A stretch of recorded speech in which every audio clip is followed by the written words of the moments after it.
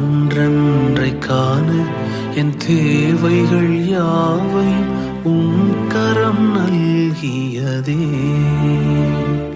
நீர் நடத்திடும் விதங்களை சொல்ல